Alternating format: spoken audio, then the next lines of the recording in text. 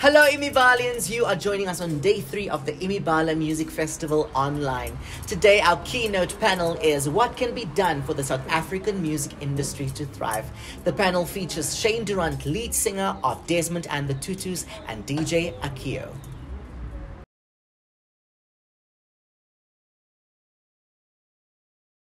Greetings everyone, welcome to the Imibala Music Festival Industry Panels. My name is Taryn Swartz, I'm the CEO and founder of the festival, and I am joined today by a very experienced panel in the South African music industry.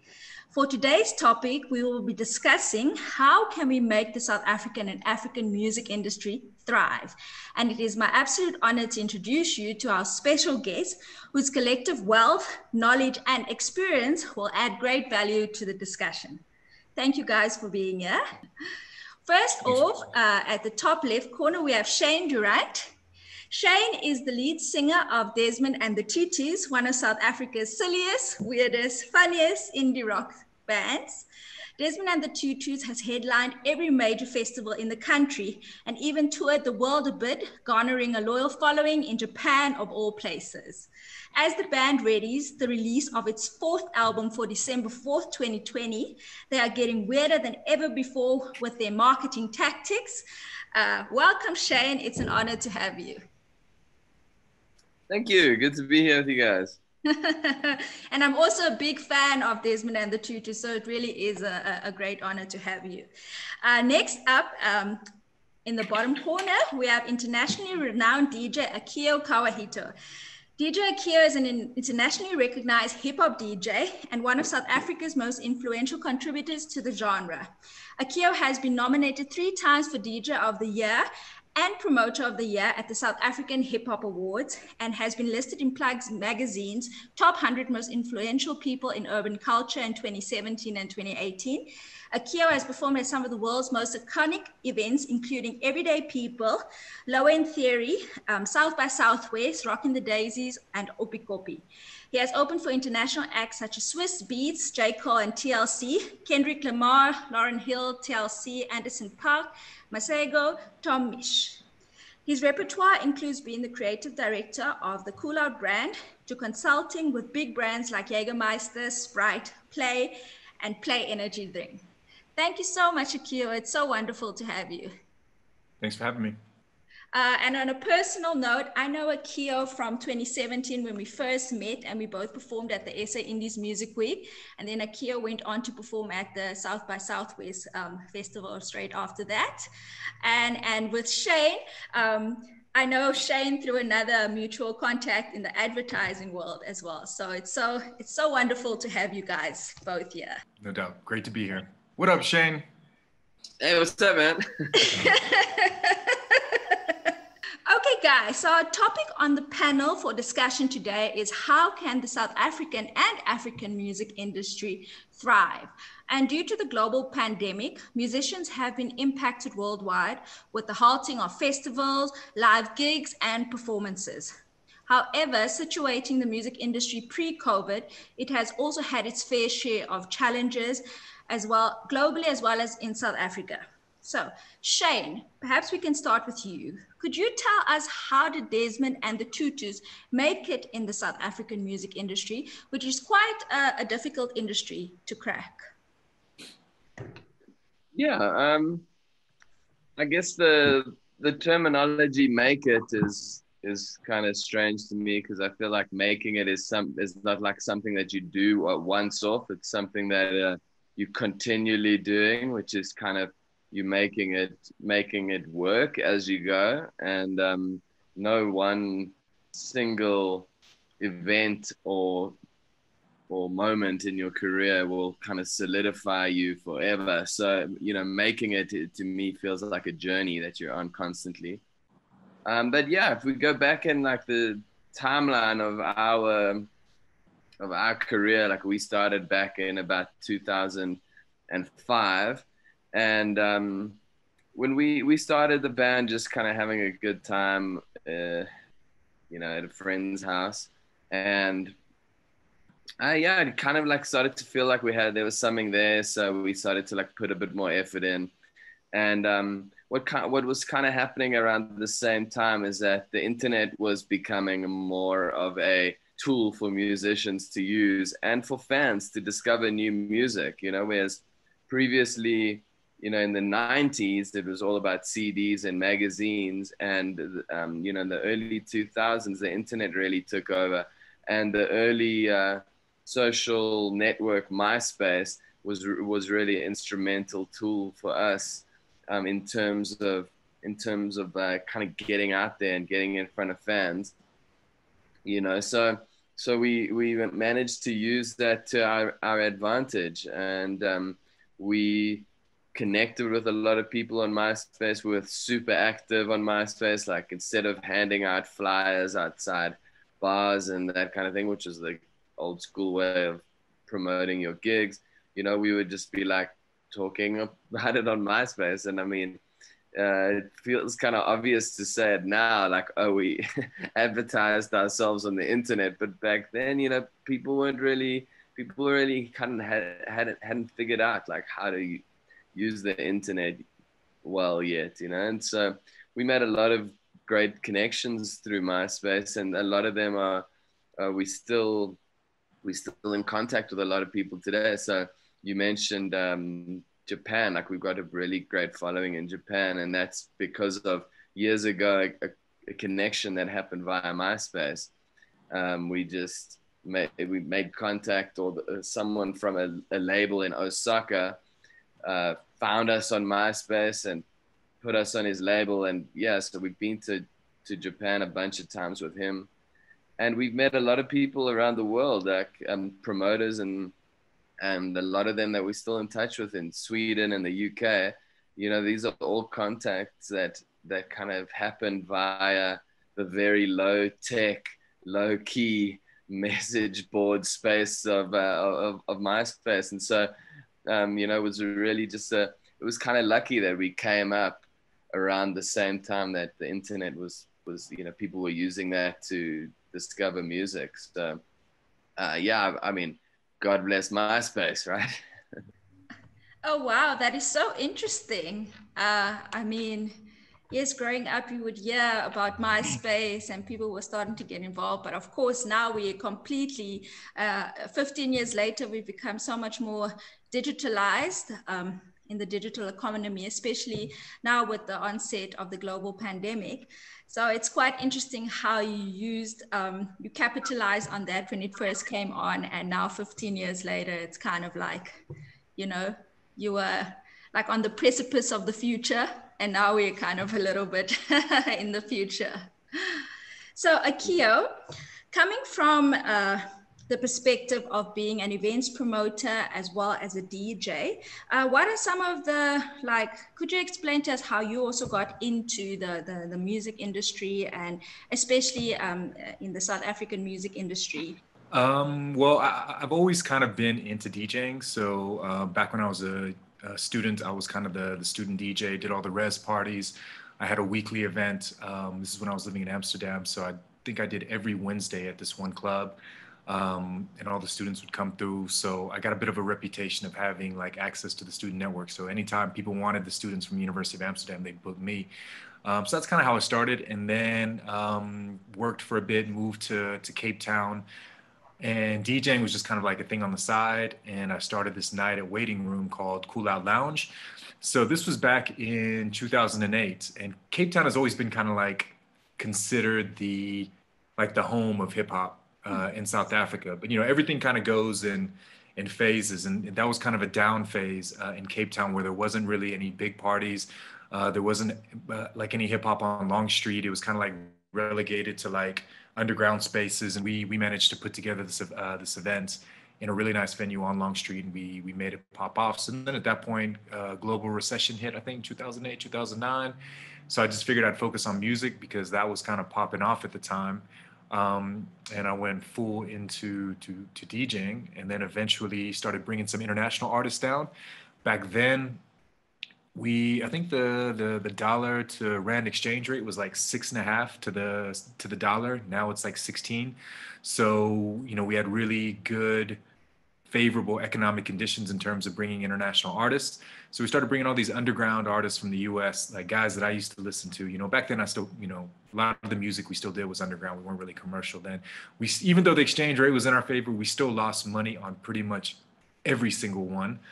But it helped to build our brand, which is something that's important. You know, when dealing with like clients and sponsors, they all want to know what you can do before they give you the money. And sometimes it requires taking a bit of a loss in order to accomplish the things that you want to accomplish. It's just an investment in yourself.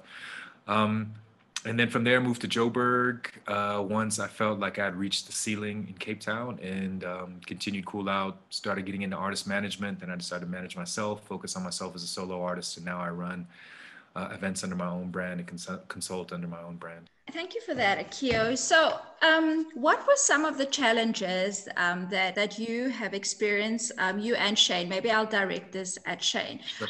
What were some of the challenges that you had experienced in the South African music industry, or just the music industry in general, pre-COVID or coming up, like challenges that musicians have had to experience throughout the decades, as well as the certain challenges that we're currently facing, being in a space where we're in a global pandemic.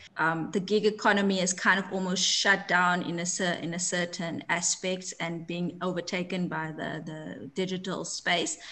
Yes, I mean, pre-COVID, I mean, being a working musician is never really easy. But you know, so pre-COVID, we also had our sort of troubles and so on, and I guess like with us, our career really revolves around our activity as a live performing band, right? So we record and release music really just to support the fact that we can tour and do shows and play festivals and be like as active as possible on the live circuit here at home. So yeah, I mean, a lot of the issues we had were kind of relating to that. You know, it was about venues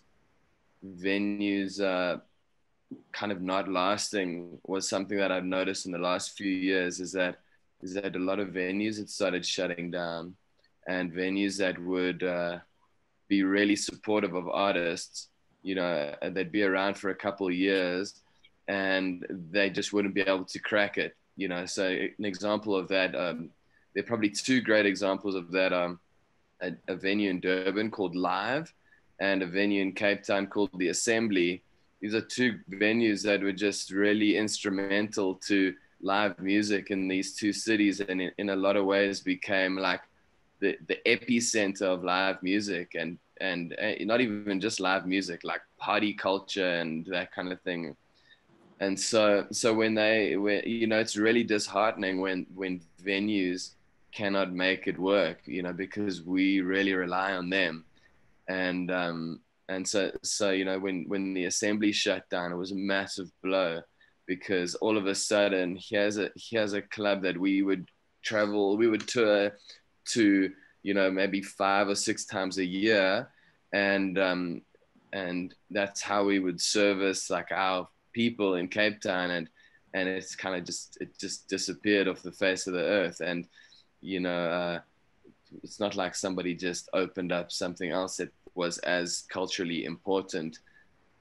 So you kind of are picking up the pieces in a lot of ways. So, you know, you kind of constantly be kind of figuring out like, where can you play, and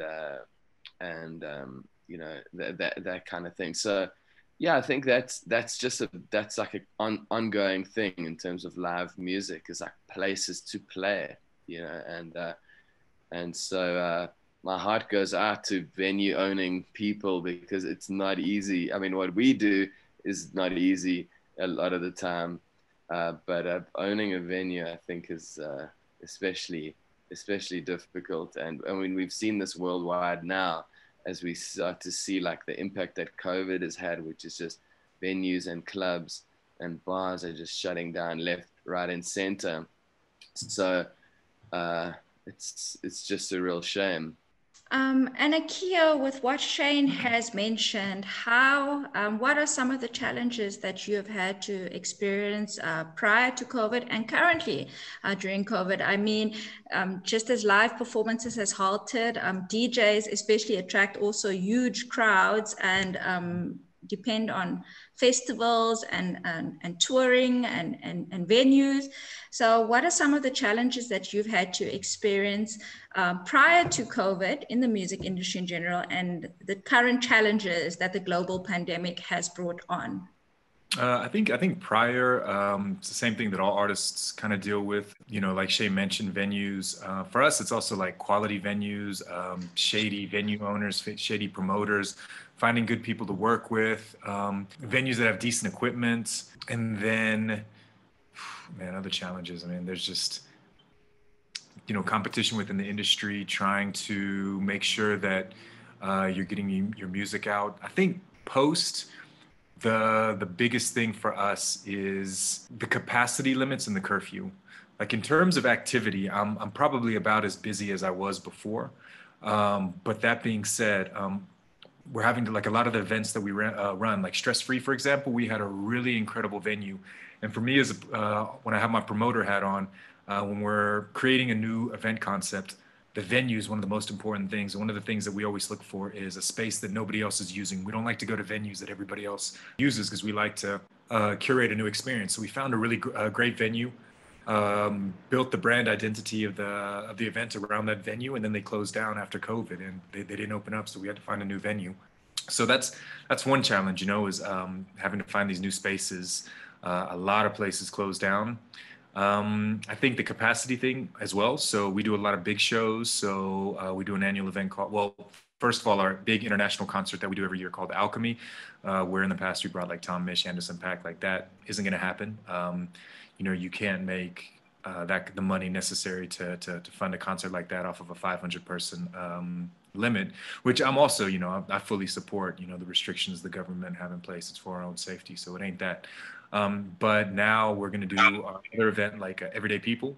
So trying to find a way, you know, in the past, that's an 1,800 person event. We are flying people in from the US, like that's a big moneymaker. Like, how do we generate, you know, even somewhere close to the same type of revenue on a 500 person model is the challenge as well. And then also with sponsors, obviously a lot of our money comes from sponsors. And at the end of the day, like alcohol, somebody, you know, a friend of mine on Facebook said alcohol and liquor brands are the real arts and culture, Department of Arts and Culture in South Africa, because they're the ones that fund, you know, keep artists going and fund all the events. So with them, the liquor ban during lockdown really killed their sales and slashed their budget as well. So they don't have the same type of money to put into events also. So that's also been a major hit. So kind of dealing with all of those things, and also curfew as well. So venues, because, you know, usually they were trading till 2, 3, 4, 5. Now they're trading till 11, 11:30. So they're not bringing in the same revenue. So they're not paying us as much. So even though I'm as active as I was before, you know, I have the same number of gigs, for example, but I'm getting paid like a lot less. So it's like I'm having to try and do more to make up the money. But for me, those are the biggest challenges, I suppose.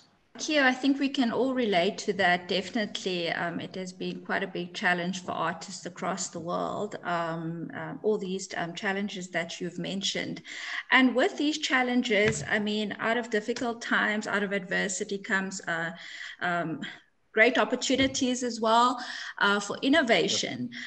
So Shane, could you speak to us on how Desmond and the Tutus have tried to innovate and think of new strategies of reaching out to audiences and trying to find your new space in this new digital brought on by the pandemic, with the new digital onset that is happening?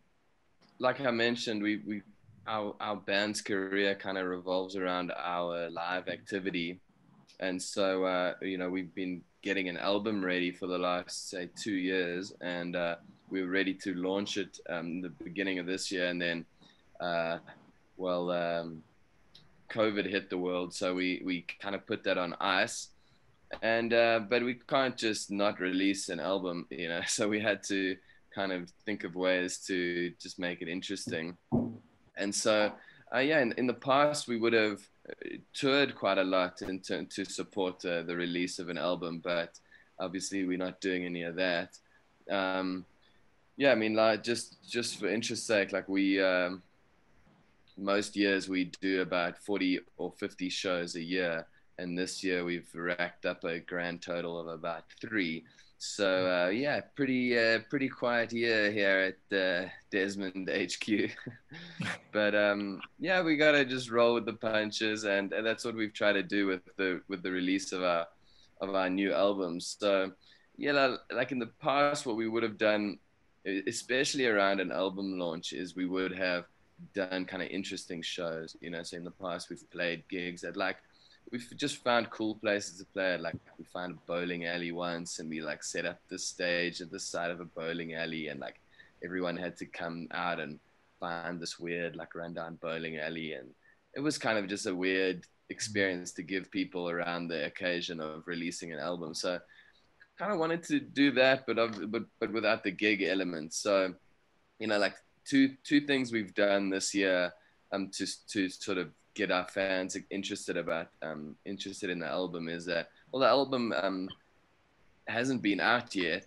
So as a kind of a pre-release thing, what we thought we'd do is we made like a little listening station, which is really just like an old iPad built into a wooden box with 2 little mini jacks sticking out the bottom, and we mounted that at an eatery at number 6 Desmond Street, yeah, in Joburg, and we invited fans that couldn't wait until the album was out. We invited them to go down and sit at this place and plug their headphones in, and and yeah, it was kind of cool. Like what we did is that we just put the album on loop, and between the songs you'll hear the band kind of almost doing like a band director's commentary type thing and talking a little bit about the songs. So it's also like an experience that you won't get even once the album's out. You almost like feel like you're sitting there with the band talking about the songs and listening to them. So that was kind of one of the things we did. Another this is definitely like one of the weirder ones we've done, but we launched like an online supermarket, right, called Desmart, and we put on all these. This is just a merch store, really, but we put all these other items for sale on there. For example, you can buy a lock of my hair, you know, or you could buy like one of the band members to write you a poem, or like someone to draw a portrait of you or something like that, you know. And so or like the other one was you could add the members of the band to your friend's WhatsApp group for a day, and then we'll just like hang out with you on WhatsApp for the day. And so we had all these random like gimmicky things that we added to the store, but then the kind of the surprise was that whichever of these things you went out and bought, you know, you get like an advanced copy of the album. So, you know, just again, it was just like a fun way to like, you know, for really targeted at like super fans of the band, right? Like how can we just give them like a fun experience and build some interest around the launch of the album. So yeah, we've got a few orders for locks of my hair, but I think I'm not in any danger of of having to chop it all off just yet. But yeah, people enjoyed it. Like the listening station, people got into it, and the merch, the Desmart supermarket, it was also fun. So just like cool things we're throwing at our fans. It actually totally fits your brand, hey Shane, of Desmond and the Tutus. It sounds super innovative and creative.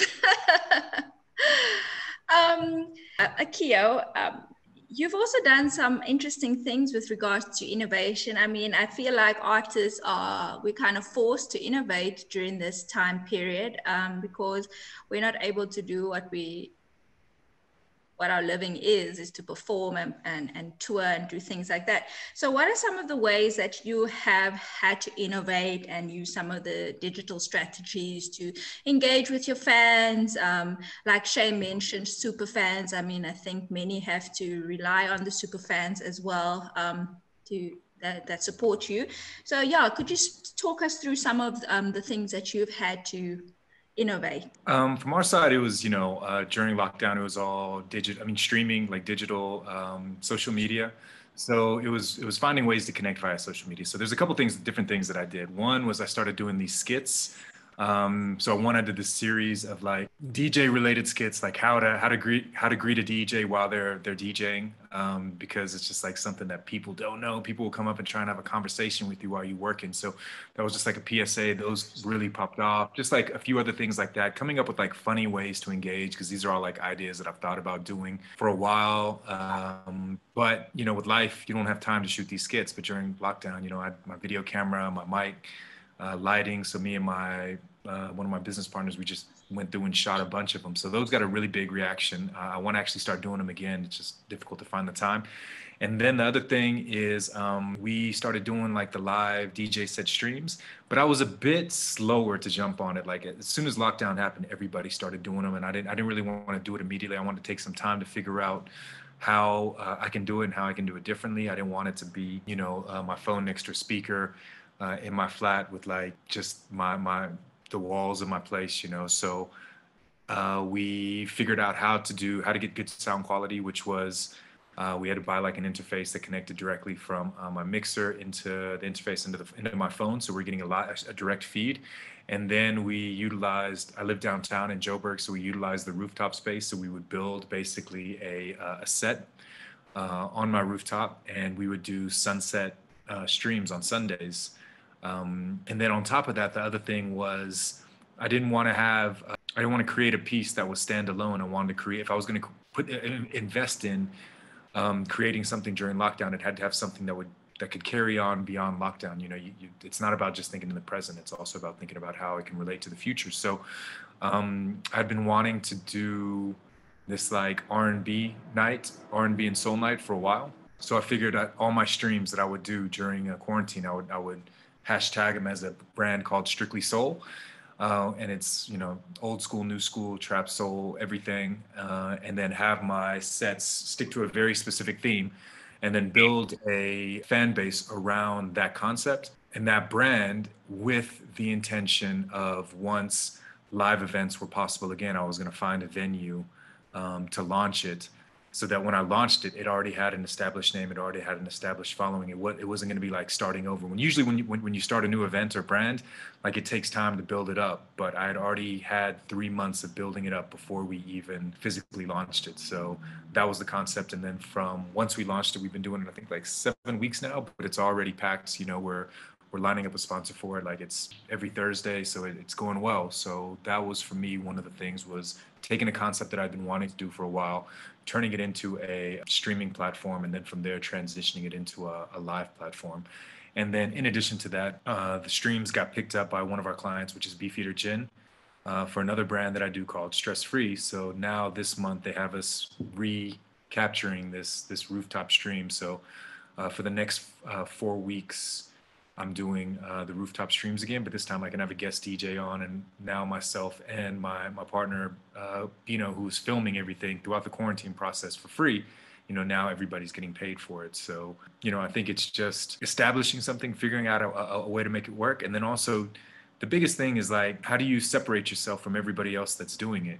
Like every DJ was doing a stream, but I managed to get mine picked up by a brand. Why?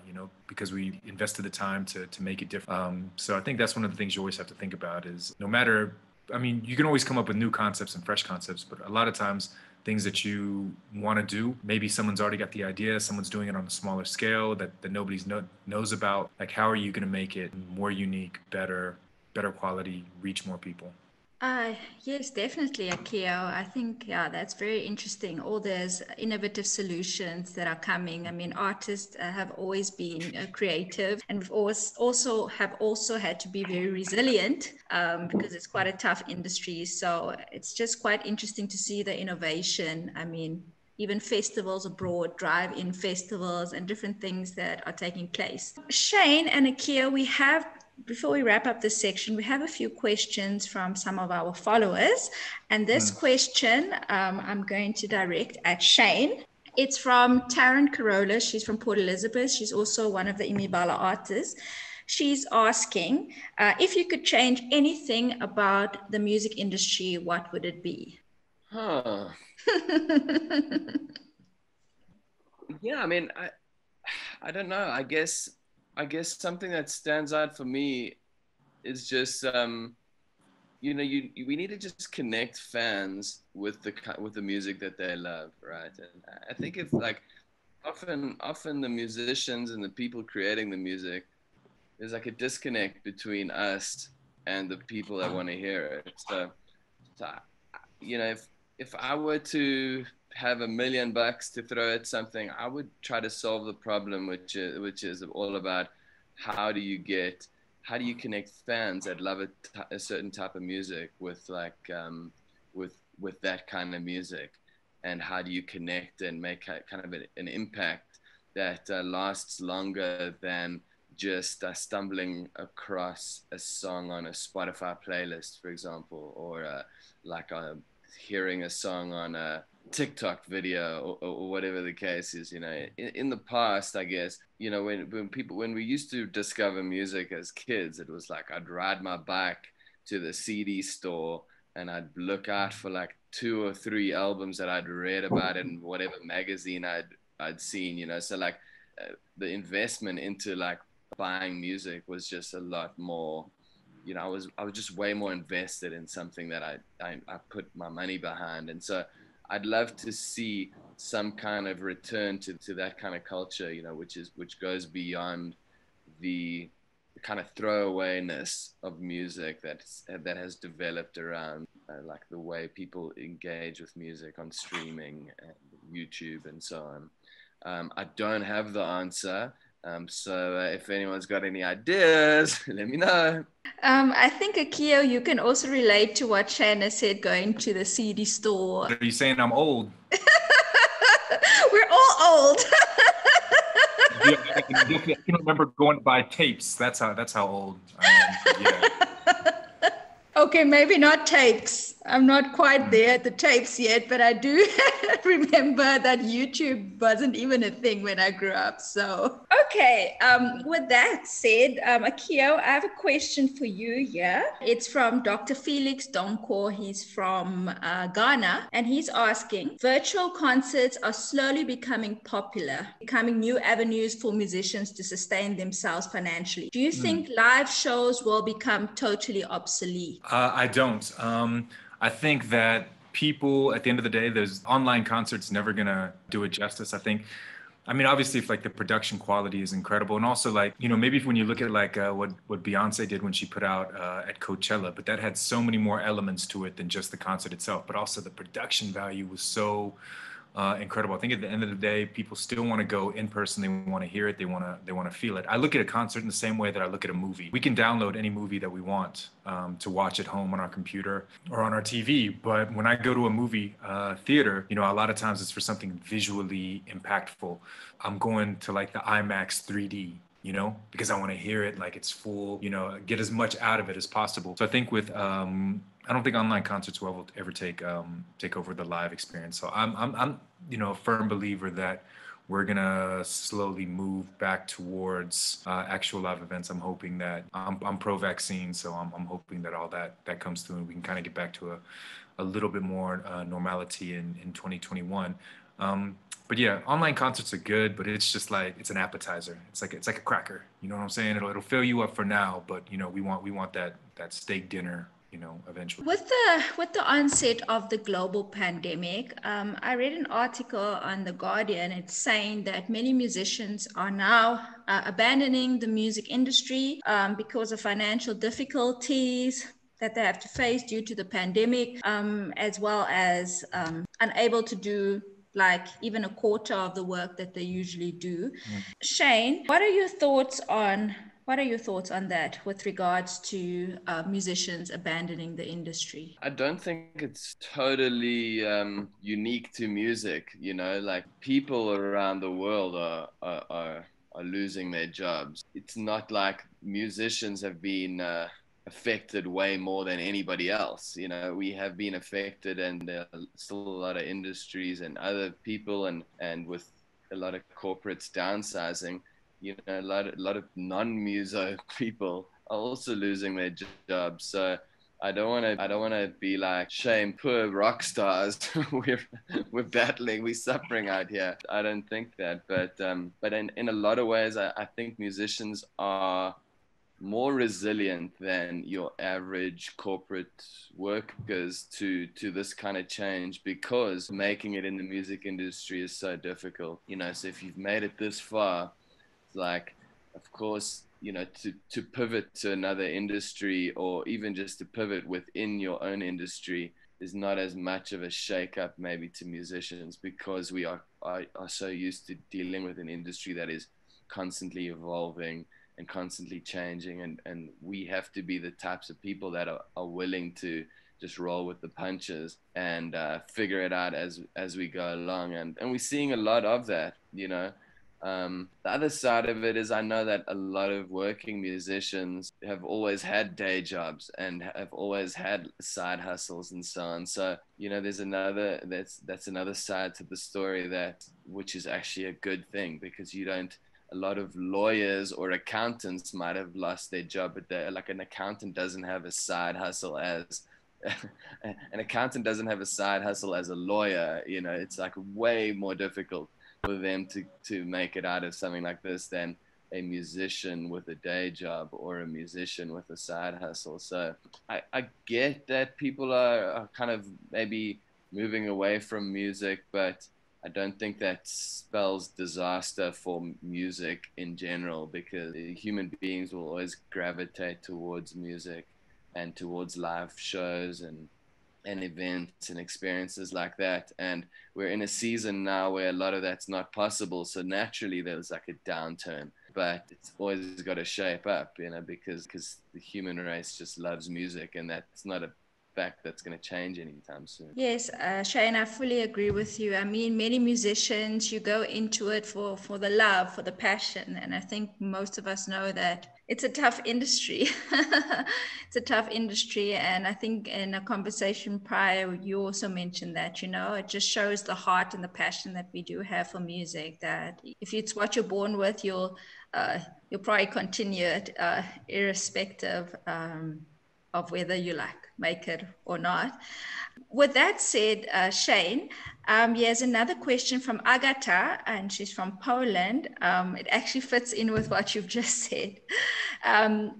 Do you guys have any other jobs besides being musicians? So Shane, if you can answer that. Yes, I mean, for about as long as I've been in the band, I've worked in the ad industry as a creative. I've worked at agencies and so on, but for the last few years, I've been consulting and kind of freelancing. It's what I consider to be my day job, creative in the ad industry. And of course, Akio, you wear many hats as well. Maybe you can also answer that question. Besides being a DJ or artist, what are your other jobs as well? I mean, that's the only job. I mean, there's other aspects to it that aren't necessarily music related, but it's all part of the same thing and the same brand. So, you know, there's the events promotion, the organizing, there's the consulting. So we do a lot of like brand consulting, like on youth culture for different campaigns for corporates, or even just coming up with ideas for things as well. But it's all like funneled down from what I do as a DJ, you know? So the impact and the influence I have there is used to have these conversations with other brands, but it's all music, culture related. And with that said, we have a question from Sean from Cape Town asking, how can social media be used to promote music during this time? It's actually similar to another question sent by Felix as well, asking how can artists embrace the digital revolution or digitalization and blend in with doing things over the internet during the period of COVID? Me. Yes, Akio. Sure. I think one of the main things is also is building your fan base and connecting with fans. I think using it as a way to like personalize, because also if you're not, if you're still on the come up and trying to build your brand, I think creating this personal connection with your fans is important because, people will support you because they like your music. People will support you because they like you. And it's great if they have both. And social media gives people an opportunity to have a glimpse into your life. And what I look at it as is a moment to have yourself as a human being relatable to your fans as well, So it depends on how you want to portray yourself in social media. Social media is all about what you want to show, So from my side, I like really showing like a more personal side, like seeing like who you are, because when they meet you out or when you're performing, you're in a different mindset. So it's important for them to get to know you outside of that space as well and see that the things that you think about, the funny things that go on in your head, just for them to get to know you. The more they feel like they know you, the more they feel like they can relate to the music that you're putting out. I think just working on the presentation of your music. So for us, we know that our event, Strictly Soul on Thursdays, we may have 250 people there at the event, but we know that it's going to live beyond the moment online. So we have our photographer, we have our videographer, and everything we're doing, like our photographer is, internationally recognized. He's part of the team that runs the event. Our videographer is putting out great material as well. So if we look at 250 people at the event, but then we look at the assets that we create afterwards, between the photographs and the post-event video that we're putting out, we're reaching 3,000, 4,000 people. What you're doing is creating this network and database of people that know about the event, and they might not come every time, but it's every week. So as long as you have 2,000, 3,000 people that know about it, as long as 10% show up every Thursday, you're still getting the numbers you want, which is 300. So I think that using it to amplify what you're doing, is important. So whatever you're putting out or whatever you're accomplishing even if it's on a small basis, make sure that you're documenting it. It's a good opportunity to document and also do it in a premium quality. We invested in a really good camera. We invested in lighting, took the time to like learn video editing, got a proper program. It may or may not have been pirated, but that's a different story. But the point is that you're getting the necessary tools in order to do it. So I think that, now I might not be able to go to Cape Town to perform as much just because of travel and all these other things. And like, because the money's not as good, but at the same time, my Cape Town fans can still see what I'm doing in, high level, Instagram, on Facebook, all of these different things. So I would say use it to connect on a personal level with your fans and to amplify the things that you're doing and to put out really dope, high quality content. Thank you for that, Akio. And we've got another question here from Kayla. She's from Port Elizabeth, and I'm going to direct this one to Shane. What is the best advice you've been given throughout your music career? Yeah, I mean, I'd say the best advice that I'm not sure I can't actually recall who gave me this or how I came up with this, but I always pass this on, and it's something that's really helped kind of solidify the journey for me and kind of help me prioritize what I need to prioritize and let go of what I need to let go of. And that is that you got to enjoy yourself. It's like you've got to do this thing for you, because it's so much hard work. Like being a working, touring, traveling musician is really, really hard work. They're long hours, and it's emotionally draining. If you have a bad show, it takes a lot out of you, and if at the center of that you're not getting it's not kind of balanced by some kind of personal enjoyment, or you got to put yourself in a lot of ways at the center of what you're doing, and because if you're not doing this for yourself, it's really gonna drain you. So by all means, like, service your fans and give the people what they want, but don't do it in a way that makes you sacrifice like your own experience of the journey. And I think if you can hit that balance, then you can have a good time with it. So with that said, let's go back to the original question or the topic of discussion, which is what can be done for the South Africa and South African music industry to thrive. And I'll direct that again at Shane, and then I'll come to you, Akio. So from your point of view, having been a band in the South African industry, locally, globally, regionally, what are some of your ideas of how the South African and African industry can thrive? Yeah, I mean, my instinct is to like compare South Africa's industry to the music industry in like first world countries. You know, like I mentioned earlier that we've gone to Japan a few times, and what's amazing there is that, you know, the government supports the artists in such an incredible way. If an artist wants to go overseas or whatever, then there are programs and that kind of thing that they plug into with relative ease. So my instinct is to say, you know, it'd be amazing to have that kind of stuff here, but I don't want to sound tone deaf to the fact that, you know, musicians going overseas is probably pretty low on the priority list for charity handouts in this country. So yeah, just to echo what Akio said earlier is the you know, the brand support that we get and events get here, it really kind of takes up that role in a lot of ways. So that's great. I think that something else that's kind of stood out for me over COVID is seeing how artists have kind of been supporting each other and, you know, sharing content and that kind of thing, and just helping you like reach a few extra people.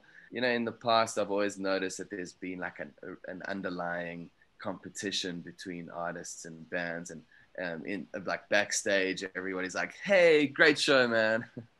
But you know, there's almost like a jealousy and a competition that like rides beneath that kind of stuff. And I think COVID in a lot of ways has done away with that, and there's been a return to kind of more of a family helping each other out type of feel.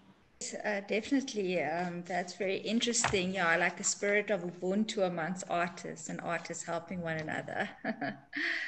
And Akio, for you, what can be done? I mean, you, like Shane, have traveled the world as an artist, and have also been also lived through the South African music industry. So from your perspective, what would you say could be done for the South African and African music industry to thrive? I think SARS should give a tax break on all the artists that haven't paid taxes. No, I'm kidding, but that would be one thing. I think one of the things that Shane touched on earlier is the lack of venue. So he was talking about Cape Town, the Assembly. I don't know if you remember back in the day, Zula as well on Long Street. They also used to have a backline and in-house sound engineer and stuff like that.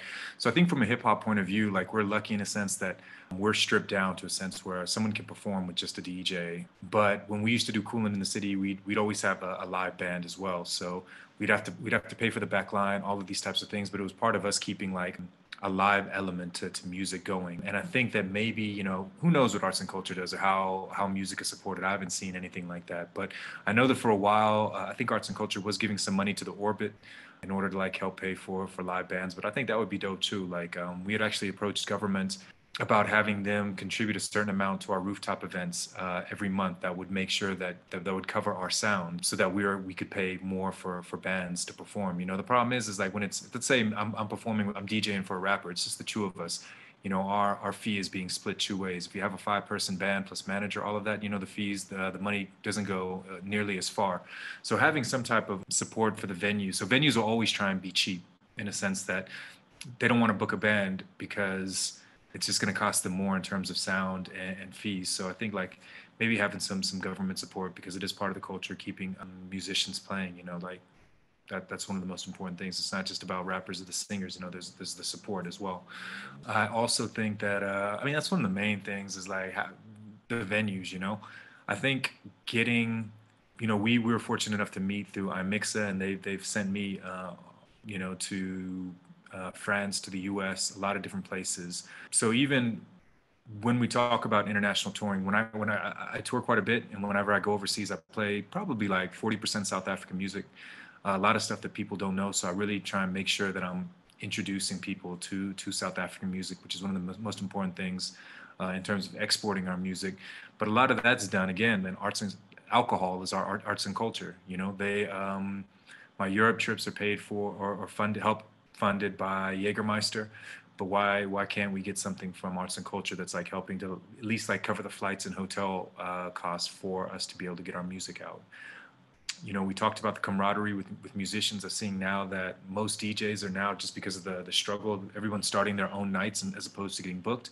So we're all kind of booking each other to just kind of spread the wealth, you know, which helps, you know, even though it's a lot less. But, you know, we always give each other industry discounts, but it's just like enough for us to survive. And then, you know, I think from the local side, getting more stuff on TV, more stuff on radio.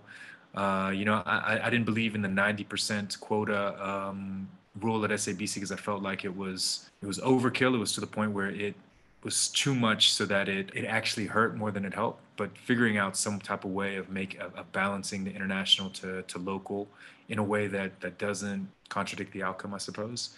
Yeah, man, those are the main things. I think more and more outlets for people to learn about the business. I think for me, you know, coming up, I attended a couple workshops here and there. I remember the workshops I attended at South by Southwest and the one in Cannes. Like, those really helped, you know, in terms of learning stuff. I always walked away from stuff like that. So early days, you know, I had to learn by making mistakes and losing money and opportunities. But, you know, you always learn from the mistakes. So having platforms where people can engage established people as well so that they can kind of gain this knowledge prior to having to make the mistakes themselves, I think, you know, always helps also. Thank you, Akio, for that. And then Shane, this one is again from Dr. Donkor from Ghana, and he's asking, how can artists successfully lobby government to develop legislative frameworks to support more equitable online remuneration?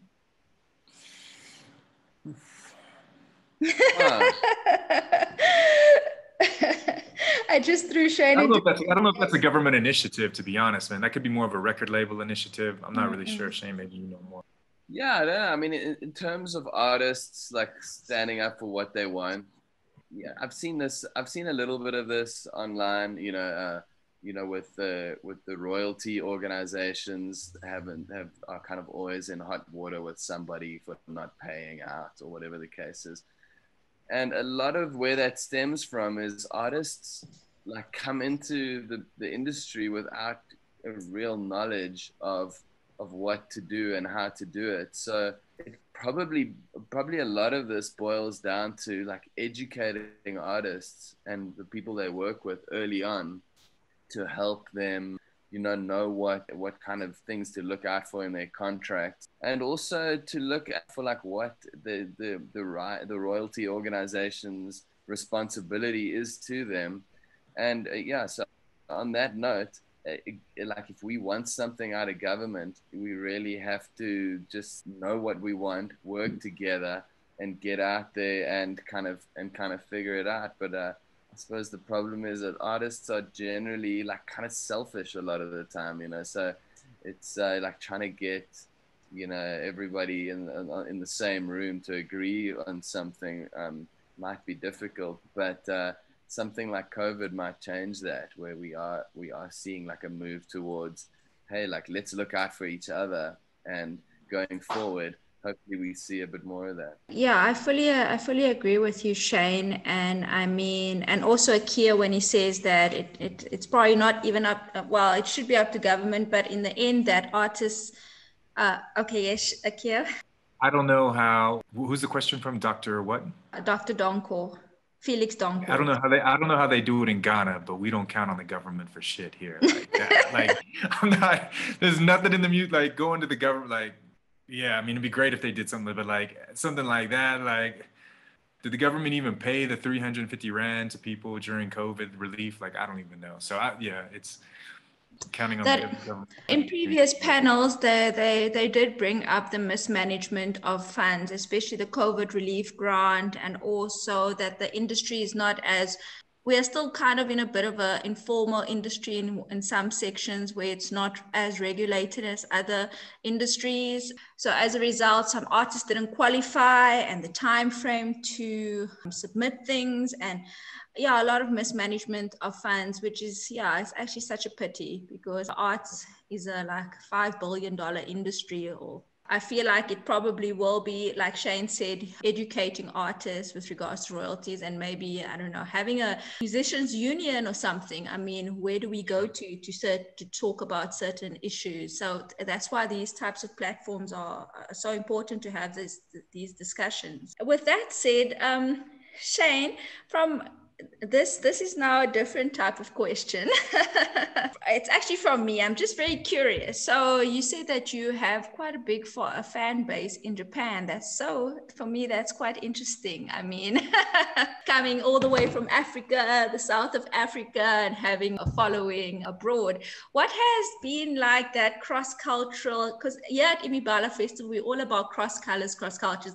In fact, actually Japan, Akio is half Japanese. So he's also representing who I'm asking. Like, what have you learned from like engaging cross-culturally with your fans from other cultures? I mean, the type of music that you make is, it's very unique, and it's appealing to a global audience that's so far remote from our world is global. So it shouldn't really matter. But I mean, these kinds of things are quite interesting. So could you speak a little on that? Yeah, I mean, our little love affair with Japan is just one of these like byproducts of connecting with people over the internet, and I like just really grateful for what we've managed to build out there. Yeah, we've been out to Japan, and we've toured the country a few times over the years. And what's really amazing to me about Japan is, because of how like removed they are from the rest of the world, the culture there is so totally different. Like the culture around how people consume like live music is so totally different. I'll give you an example. At the shows, of course, the language barrier is pretty real. Not a lot of Japanese people speak English, so but that doesn't stop them from like singing along to to the songs. But also there's kind of a respect in the performance space that is really interesting. In South Africa, like music is so tied into like party drinking culture. So if you like go out to watch a band, 10 to 1, it's happening at like 11, and everyone in the place is like been drinking all night, and it's like a party, more of like a party vibe than like going out to enjoy music. And in Japan, I just was so interested that it was totally different. For starters, the venues don't count on like bar revenue because they're a lot smaller, so like the ticket prices are higher, and the shows happen a bit earlier. And then between, after the songs, like nobody's been drinking because not party, but the show happens at like 7 p.m. So no one's like been drinking all night. So there's like a totally different respect. And between the songs, everybody like keeps quiet and claps. And even though it's like a rock show, there's that respect for artists that was just really unusual. And I really love to see that. Yeah, I mean, I just like, because there's so many people in Japan, the other thing that was really interesting is that there are little pockets of interest, and we experience this. There are little pockets of interest for like every different type of music, so there'll be like just like streets lined with little venues that are having like all sorts of different types of artists, folk music and a lot of hip hop and ska and reggae and metal and like indie rock and stuff. And it was just to me really interesting how, all these different little subcultures like find their people. Everyone kind of just appreciates the music that they love. Oh wow, that is so interesting. I mean, these are some of the conversations that I really enjoy doing. It's actually like I'm doing my doctorate on something similar, the cross-cultural, using music to cross cultures and barriers. So for me, it's always interesting, you know, even like you mentioned, the language barrier, like music is so universal that, you know, you can connect and engage with fans across the spectrum, whether the language is the same or not, because it's like the energy and the beauty of music that comes across. And Akio, for you as well as an artist, and when you're performing overseas, you're bringing in different elements. I mean, I'm sure being in South Africa and being surrounded by a different culture and coming from a different culture or a blend of different cultures or having lived abroad, all of that has also influenced you. So is there anything that you've like learned from all like cross-cultural collaborations, working with people from other cultures or like audiences, fans? Well, I think like, you know, as an artist, you know, the difference between me and Shane, for example, is that, you know, he's got a band, he's got a set catalog of music. So they're performing their music, you know, so it's always going to be, you know, there can be variations in terms of the songs that they play, but it's everything that's within their arsenal. You know, for me as a DJ, you know, I can go a lot of different directions. So I think for me, every time I'm touring overseas, it's about finding a way to connect. You know, when I play in South Africa, I play here so much that, you know, generally I know what the crowd wants. You know, you just go that direction. When you're overseas, it's like trying to find that connection in a different way. So you're sprinkling a little bit of US stuff, sprinkling a little bit of stuff from South Africa, a little bit of hip hop, a little bit of Afro beats, a little bit of future beats, a little bit of stuff that's a bit housey. You know, there's a lot of different things. So I think the set in which you play is like the connection to the culture as a DJ, you know, and sometimes to me it's more challenging because you have to figure it out, you know. So, you know, it's like, okay, cool, they're into this, maybe they're into this, you know. I'm still at a point where a lot of times I'm getting booked by the promoter and the crowd doesn't necessarily know me. So it's not on the crowd to figure me out, it's on me to figure the crowd out. So, you know, that's one of the things I like the most is the challenge of finding where we meet, you know, in the middle, me and this new crowd in a different country with a different culture. Like we're finding the things that we both like and what can I introduce them to if they don't know about that I think they'll like. Oh wow, that's beautiful. Kind of finding that space in the middle where you meet. And just before we wrap up, guys, this is a question from Alex in the UK. She's asking, are there any positive effects of COVID for you as a musician, Shane? Yeah, I guess like what it's taught, well, like I touched on this earlier, but musicians are and people that work in the music industry are naturally kind of resilient, you know, because of how unpredictable just a career in music can be. But I think the positive that's come out of COVID is probably just strengthening that. And you've seen a lot of like musicians and well, people in general just come up with really creative solutions to this brand new problem. And you know, there's been a lot of creative stuff that's come out, and only time will tell, and you know what kind of bands and artists are going to come out of lockdown, you know, because logic tells me that when kids are stuck at home, they get creative, and a lot of like the great music of all time, and in fact the great like subcultures and kind of movement, like street culture movements, have come out of people being stuck in their space and being kind of repressed. And creativity like is a tool that especially young people use to break out of kind of moments like that. So yeah, the positives for me are just knowing that musicians are the types of people, well, music people are the types of people that like make the most out of situations like this. And I think in the next few months, we're going to really start to see like some of the really cool, interesting stuff that started germinating during lockdown. And that to me is really exciting. And for you, Akio? Two things. Like one is obviously the creation of a new brand, which is Strictly Soul, which is now a weekly event and something I'm planning on building into a much bigger brand. I mean, it's already going in that direction. So the fact that we could manifest it during lockdown.